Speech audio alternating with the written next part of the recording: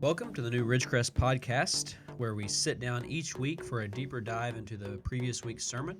My name is Matt Cloy, the executive and discipleship pastor here at Ridgecrest, and this week I'm joined with Logan Elsie, our student pastor, who shared the message this past week. So Logan, welcome in. This is your first time with us on the Ridgecrest podcast, so we're excited. Should be fun. Very happy to be here. It's going to be great. Very excited. Yeah, it always is, and you never know. Some weeks we've almost broke out into song and dance, and other weeks we've almost cried. But Had I missed the dancing one, that would yeah, be fun. Greg turns out he believes he's a pretty skilled dancer. It's probably like river dance or something. Probably. But no, it's always a good time and just gives us a chance to explore the sermon a little bit, because whenever you share the sermon this past week, and this week specifically, we were looking at the family, and as part of our vision, continuing to work through that, what it looks like to truly serve our family. And it's this podcast gives us the opportunity to kind of take a deeper dive into some of these things and look at some of the aspects that you just don't have time to get into on a Sunday morning because you're limited and time there. And if we go several hours, we might have a mutiny on our hand because we've kept people past lunch. So This gives us a way to extend that. And so I'm excited to kind of jump into this and to set the stage just a little bit. When we first started talking through vision, we were talking about the idea of serving others. One of the key aspects of that was the family, because a lot of times when we think of serving others, we think of either serving inside the church, which we will be talking about, or we think of serving outside the church, which we will also be talking about. But I think it's easy for us to forget the responsibility we have to serve our families, those people that are immediately close to us. And one of the things you had mentioned in the sermon this week was, loving the family well begins by loving God well. So what would you say, just elaborate on that a little bit. What does it look like to really love our family well?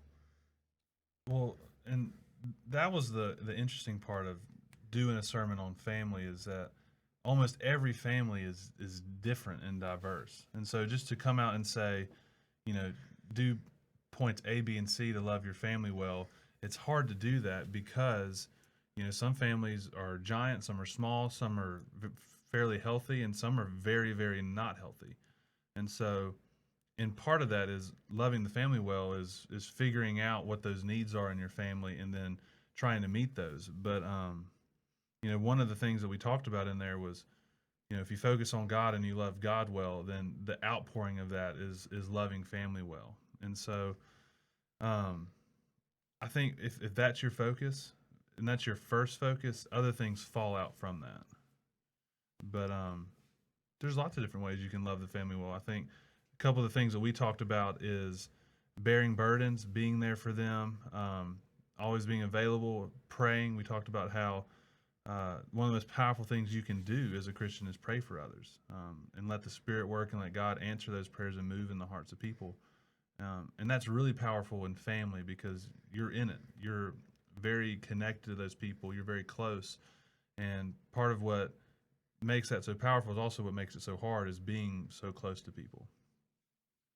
Yeah, and I think, too, on that is when you're looking at the family and thinking about each individual kind of loving their family well, it's easy to kind of look at one specific role, like parents. Parents are to love their kids unconditionally. And as you mentioned, there are some families that, students and kids are not in a healthy environment where their parents don't love them and things of that sort. But essentially, no matter what role we find ourselves in, if we're listening to this podcast, every one of us are kids of some sort. We have parents, and we have, maybe some of the individuals listening have kids of their own, so they are parents, or we are grandchildren, or we are grandparents, and we have all these different roles. And essentially, like you said, it all comes back to this idea of recognizing each individual family member's greatest needs and fulfilling those, and learning to overcome some of our own selfish desires. And you mentioned that in the sermon, and looking at how do we push through that. And I think it's a great kind of way to transition is when we're looking at the greatest need. One of the things you brought up was the need to share Jesus with our family. And I believe that's the greatest need of any individual in our families. And so one thing is, as you mentioned, being in the thick of it, being in the middle of our family. Sometimes that's great because we know intentionally how to pray, and do that a little bit better. But it also creates some barriers sometimes as far as sharing the gospel. If we're a parent, sharing gospel with our children, or even if I'm a child and my parents don't know Jesus, how do I share the gospel with them? And just different barriers. But how would you maybe first identify some of those barriers that some people deal with in those family relationships as far as sharing Jesus, and how they might overcome some of those barriers? Yeah. Um, and that's what I tell people is that's probably the best part about being a Christian in terms of interacting with people is when like you share the gospel with somebody and that person comes to know Jesus and you know that you will see them for eternity in heaven, like that gets you fired up. Like that's to me one of the best parts about being a Christian is the fact that we get to evangelize and share Jesus and like watch that life change happen, the coming from death to life. And there's some stat out there that talks about it's like 1 in 10 people actually do that, and there are like 90% of the church has never shared the gospel before, and that's probably true. I know when I look at people and the people like in our church and in churches that I've been to, the majority of people don't share the gospel, and if that's one of like the best parts of it, I feel like we're missing something. But when you bring it back to family, I think being in student ministry and trying to equip parents to lead godly families, a lot of the times when it comes to discipling their kids or even just sharing the gospel with their children, a lot of the times parents don't feel ready for that. They don't feel like they know how. They don't feel like they have the right resources. Um, there's just not a lot of knowledge, and some of that may just be because they have never seen it in action, so they don't really know how that works. Some of them feel like the relationship with their kids is already awkward enough, so to sit down and have a spiritual conversation with a teenager would probably be the worst thing ever for them. But I think one of those barriers is you don't feel like you're equipped. And so I think as a church, especially in the student ministry, one of our main goals as far as parents is to give them the knowledge and the equipping that they need to be able to share it with their kids and just know how to. On the flip side of that, if you're a kid who's trying to share with their parents, it flips everything on its head because your entire life, your parents have been teaching you, they've been telling you what to do, you've been listening, you're supposed to respect your parents and obey your parents.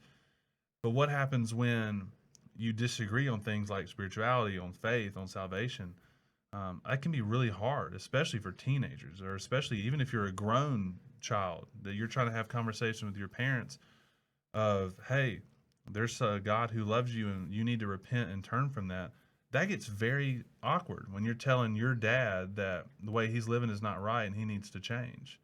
Um, and so we can work through that, but at the same time, especially if you've got a parent who is against the faith and someone who is not ready, that can just be a hard conversation to walk through. And so it's definitely a barrier.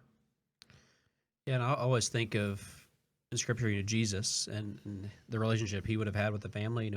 We it's easy to forget, that we talk about it, that Jesus was fully man. He walked on this earth. He was born and would later be crucified, but he spent over 30 years on this earth, and part of that, he had siblings, and we know, James is one of those individuals, and James was someone who didn't believe in the divinity of Jesus, until the resurrection. And why would he? Because I mean, that's like looking at your brother and saying, "Oh, not only is he just a goody two shoes, I believe that he's perfect and he's God." And so when I think about that, and I think about my brother, there's no way I would say, "Oh yeah, I think he's not only the favorite, but he's also the living God." Yeah, So I totally get that. yeah, and so you see that, and you see, James eventually coming to Christ and being a significant individual of the early church. But it's important to recognize that the family dynamic, it just introduces differences, and it just Hmm. introduces its own challenges. And we often think about how, if we truly love our family and we want to see our family come to know Jesus, we want to do that. But on the flip side of that, those are some of the closest relationships we have. And so whenever I'm trying to maybe confront a family member on specific sin or them not knowing Jesus, and say for an example, just say if my parents, with my parents, are Christians, but if they weren't, and I was having to share the gospel with them, They're like, listen, we saw you grow up. Right. We know what, like, all of the bad stuff that you ever did. So what right do you have Right. to share this with me? Like we watched puberty happen. Yeah. Yikes. Yeah. And so I think that's part of the challenge is, a lot of times even in our marriages now, what me and my wife, uh, she knows the worst parts of me. She doesn't think you're perfect. Well, she does, but I just try not to be too boastful. Yeah. But yeah, I mean, I'm definitely perfect in her eyes. But on others, if they were looking, they may not think that. But I think that's part of this love and the grace that you talked about is learning how, and whenever we truly recognize how dysfunctional we truly are, that's what highlights the gospel, because you recognize then it's grace, Yeah. regardless of those things that we had went through. And speaking to the Jesus thing, I always think it's interesting how, even Jesus had to leave his hometown.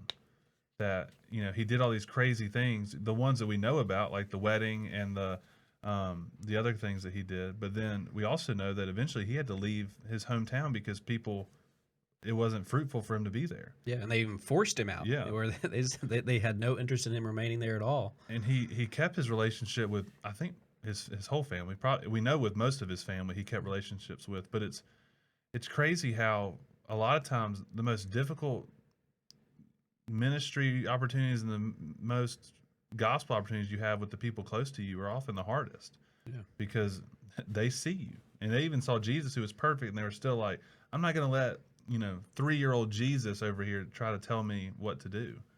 And so a lot of times, especially when you're in the child category of the family situation, that can be really difficult. But at the same time, when they see change and they see growth and they see something, this 20-year-old Logan is way different than 15-year-old Logan. A lot of times that's a great opportunity to showcase the gospel. It's like, yes, I was very messed up as a teenager, or like, yes, you did catch me rolling your house or whatever, but now we're able to see that there's been a significant change, and we attribute that to the gospel. And so it's very hard, but it can be overcome. But Yeah, and I think that's the key is, and too often we can see the comparison between our relationship with God and our relationship with our families, as you mentioned, and it's important for us to recognize that when we do change and when the gospel does transform our lives and lead us to obedience, not only to God but to our parents and those other individuals who we interact with, it highlights the gospel. And one of the things you brought up in the sermon was the idea of bearing one another's burdens. And I think that's another area where, again, we talk a lot about that in relationship to one another in the church, but I think we forget the necessary aspect of doing that as a family. So how might family members bear one another's burdens? Because I think as I was listening to the sermon, that was one thing I was trying to think through and think what that looks like as a parent, or even whenever I was in high school growing up, what it would have looked like for my parents to carry my burdens, or even me to carry my parents' burdens. And sometimes it's just a interesting dynamic. How would you say, what are some things that we could do?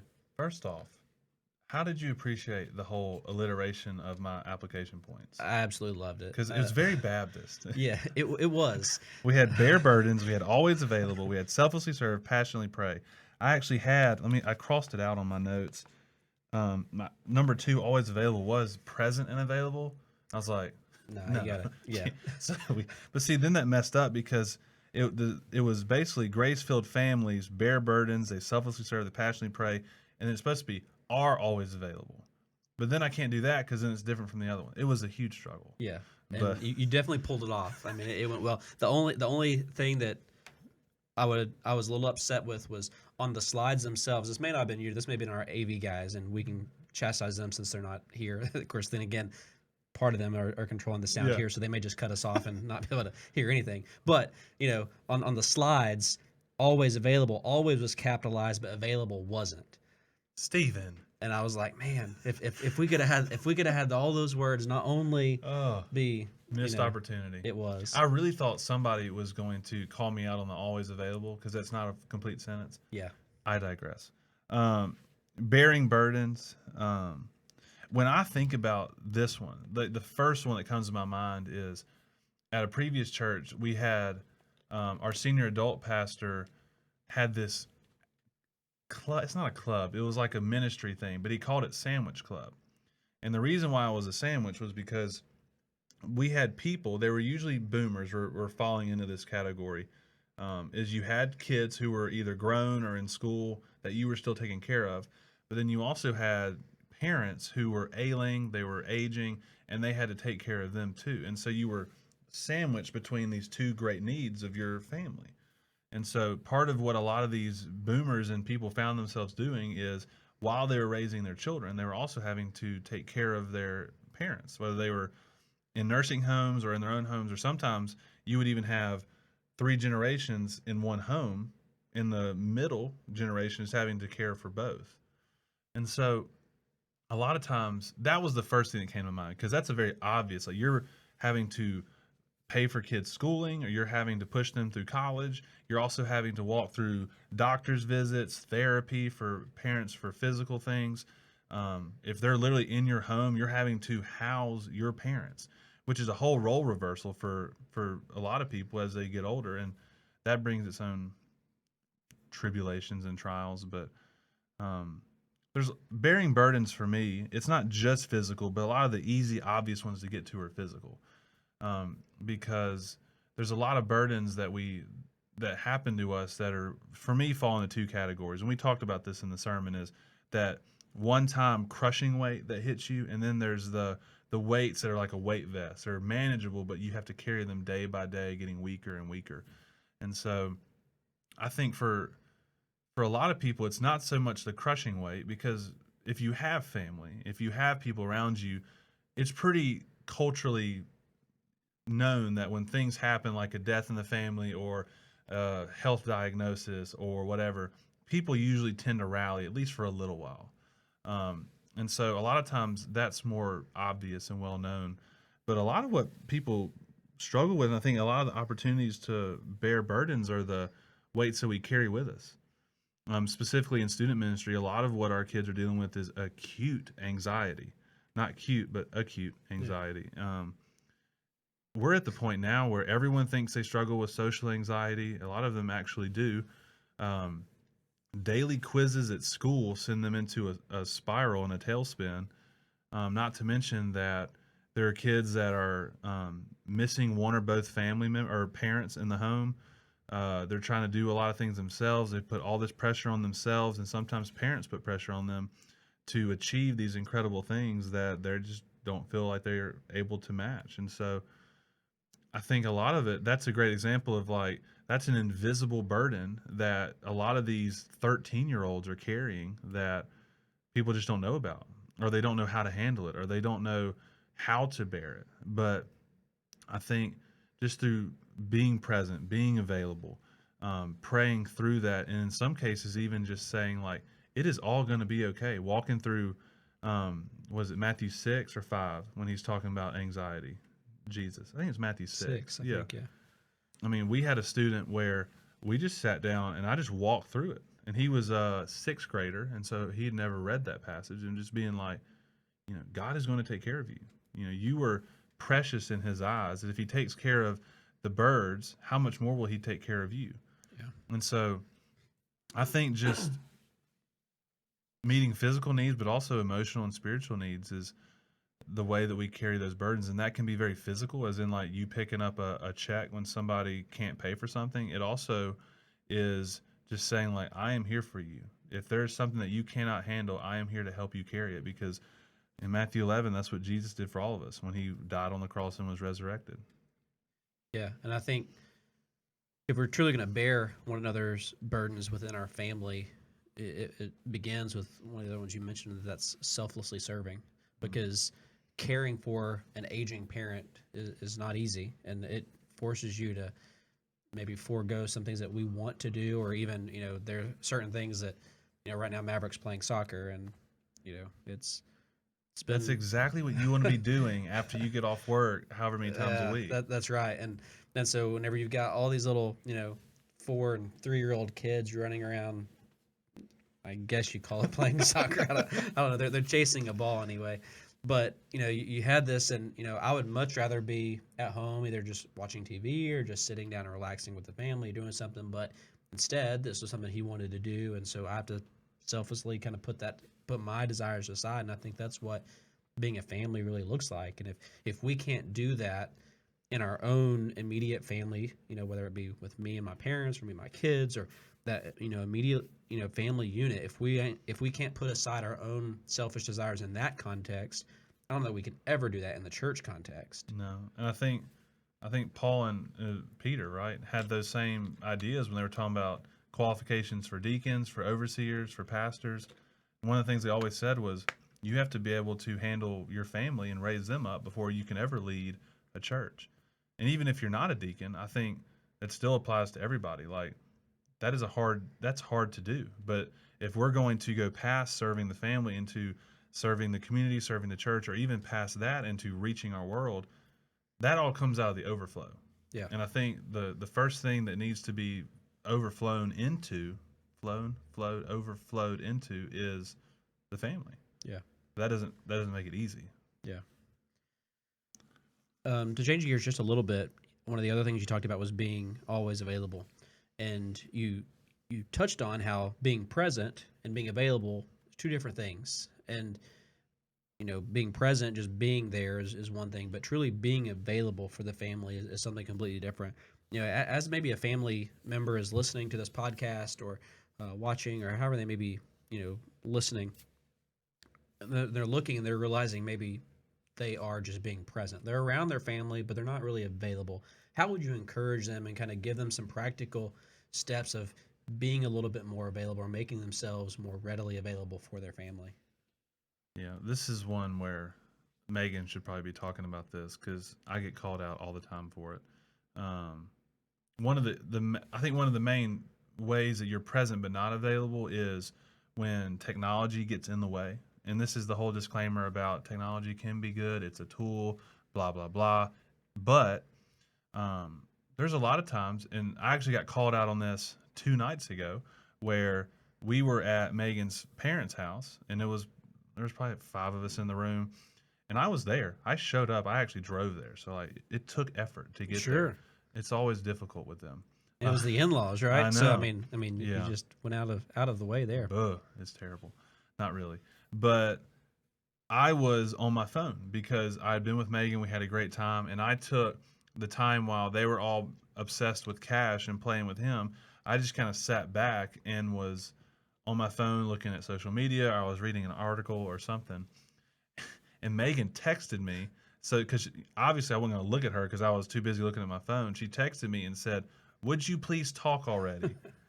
And I look up and she's just eyeing me. And I realized that I was very present, but I was not available. I wasn't talking with anybody. I wasn't. So for them, it would have been the same if I just hadn't been there. And I think that's what a lot of people struggle with is like, I took off work to be at my kid's game, or, I am here with my wife doing this, or hey, it's Thanksgiving, I'm at my family's house. Even if I hate my family, even though we wouldn't tell anybody that, even if I hate being here, at least I showed up. And I think, whereas that's good, I guess, as if you're comparing that to just not being there, it's great. But being available means you're involved in the conversation, you were there, and then when things arise, you're available. Because if you're just known as the guy who's in the corner on their phone the whole time, or the person who it's just good enough to get there, you're not going to like actually do anything. I don't think that serves the same purpose. It doesn't. It's hard to like serve people, bear burdens if you're never there and you're never willing to do anything. And so, um, present is good. Available is much much better. Yeah, and I think it all comes back to the whole being selfless Right. and recognizing the greatest needs there versus what I want, or my desires. As we kind of can keep looking at this family dynamic and recognizing, early on you mentioned talking about some of the burdens as far as sharing the gospel and just sharing Jesus with those family members is maybe a lack of understanding or even a fear, feeling as though, I am inadequate, even though that may or, probably not be true, but I feel like I don't have the adequate knowledge or background or anything to truly disciple my kids or my parents or whomever that I have that responsibility to do. So, do you have some recommended resources that you would provide for families and say, hey, here's some tools. They're not going to provide you all the answers because truth of the matter is we don't have all the answers, regardless of how many books we read or how many surveys we take, and we're always going to have that challenge. But there are some good resources out there that can maybe help families do a better job at really intentionally discipling one another. Yeah. If the first thing, and it's not a resource, but I say this to everybody, is the great thing about being a Christian, the great thing about being a follower of Jesus and having the Holy Spirit inside of you is that it's not on us to save anybody. That's the great thing. I think that takes a lot of the fear and anxiety out of evangelism is we don't do anything to like take them from being dead to life. That is completely God, it's completely the Holy Spirit. What God calls us to do and our job is just to be obedient. And so when you're thinking about, I think one of the biggest fears that most people have with evangelism and sharing the gospel or just ministering to people is we're terrified. We're terrified of being embarrassed. We're terrified of failing. We're terrified of them not becoming a Christian and hating us for it or thinking that we're bigots or hypocrites or whatever. But really, that fear of failure is what gets us. We don't want to mess up. We don't want to make things worse instead of better. But if our goal, if the reason why we do this is just to be obedient, then you just doing it is fulfilling your role. Like God, if you just have to show up and be a part of it and initiate, then God handles the rest from there.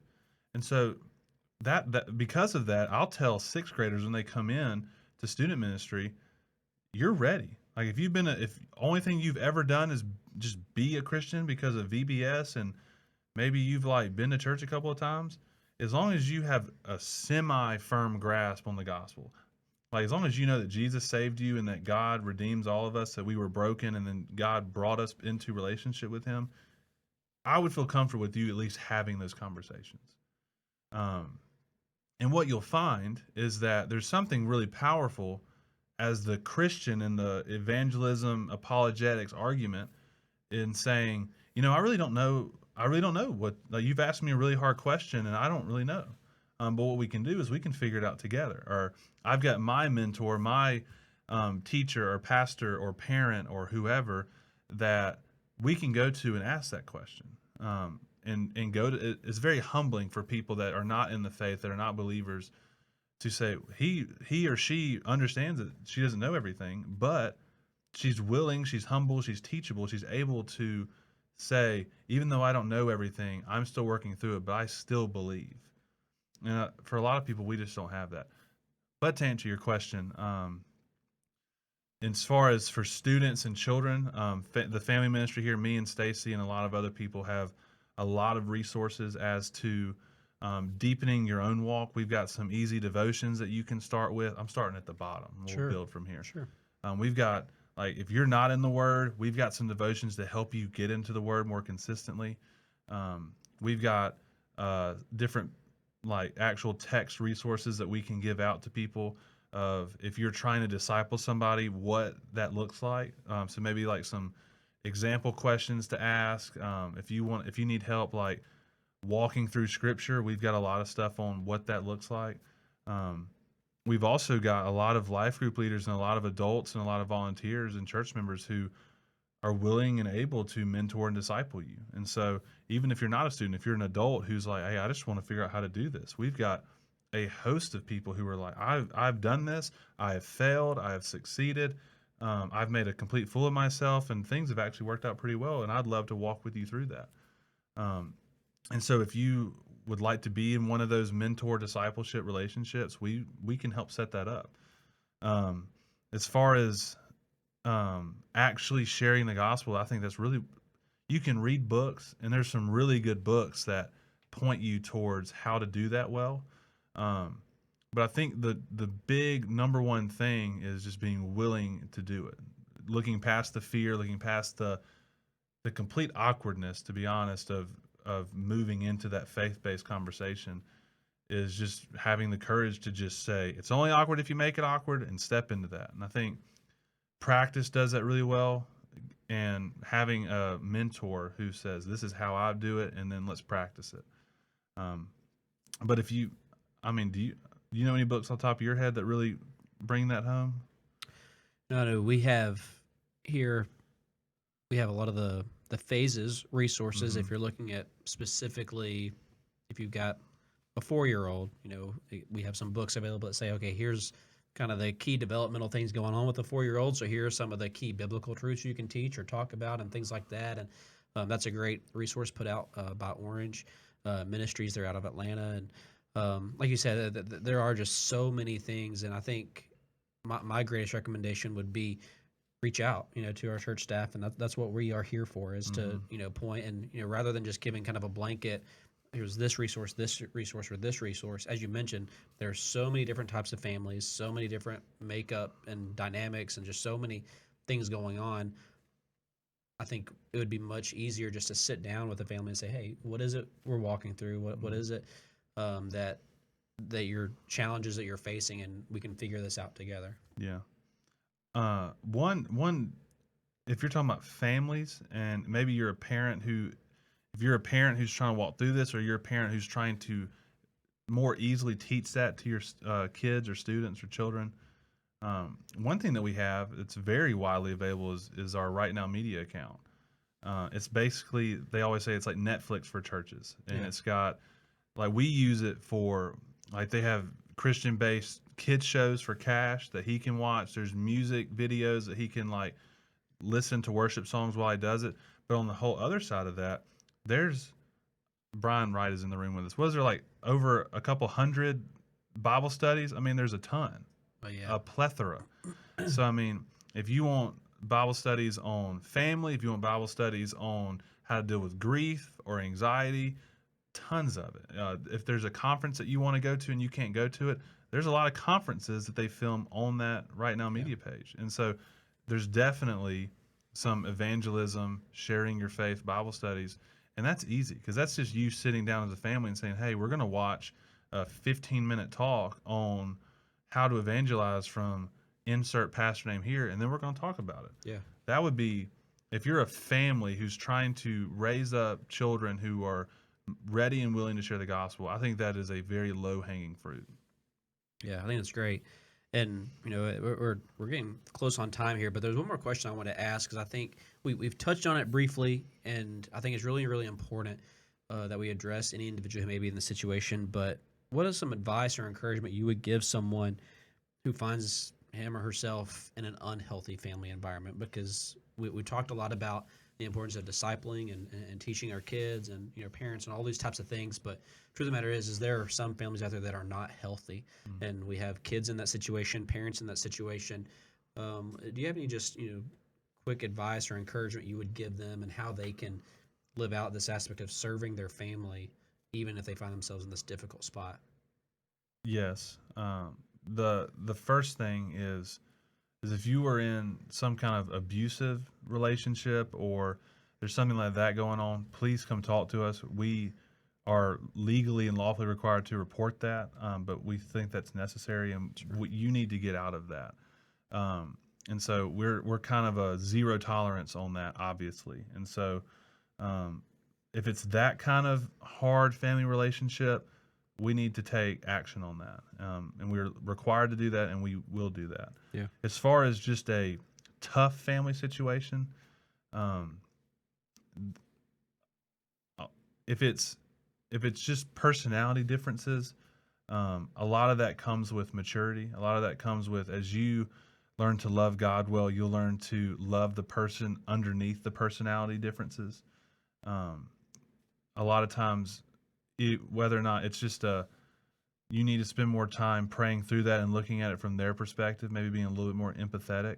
And a lot of times, as you grow, you'll learn to just love the immaturity and the growth in that other person. because we all deal with people like that. We all have people in families that we disagree with, that we're very different from. But I think the beauty of it, and in the same picture of the gospel, is that even though y'all are different, y'all still come together as one family, and you love each other through those differences. Um, and so that's kind of the both ends of the spectrum as far as severity. If you're Yeah. somewhere in the middle, the last thing that I think I would say is at Ridgecrest, we highly encourage Christian based counseling. It's something that almost all of us have gone through. It's something that we highly encourage. We have lots of partnerships with very talented, intelligent, and caring counselors in the area, and they're incredible. And so we highly encourage that. You are not a weirdo if you go to counseling. You are not irreparably broken if you go to a counselor. But we highly recommend it, and we would love to make that happen. And so, if that's something that you're struggling with, if that's something that you think you just want someone to kind of listen, basically, if you just got some stuff to get off your chest, or you need some tools to be able to handle family situations, you can come talk to us. But a lot of times, what we'll do is we're very quick to say this is something that a professional needs to kind of walk through, and so we would love to help you set that up, but we highly encourage that. Yeah, that's great. Let me have a word of prayer with us as we get ready to close out here today. Dear Heavenly Father, God, I just thank you for this opportunity for us to just sit down and look at your word and just explore this topic of serving others by impacting the family. And God, I pray that you be with everyone who's listening and be with each of those family environments, as regardless of the makeup and dynamics that are there. God, I pray that you would just come alongside those families and just provide encouragement and peace and comfort there, Lord. And God, I pray that you just be with us as a church and be with us as a staff, that way we can come alongside families to help them minister to one another, Lord. And thank you for everything that you do for us. And in your name I pray, amen. Hmm.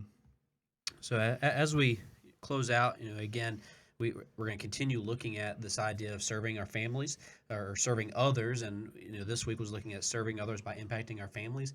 Next week we're going to be looking at serving others, by impacting our church. And we talked a little bit about that today, about how the church can come alongside families and help.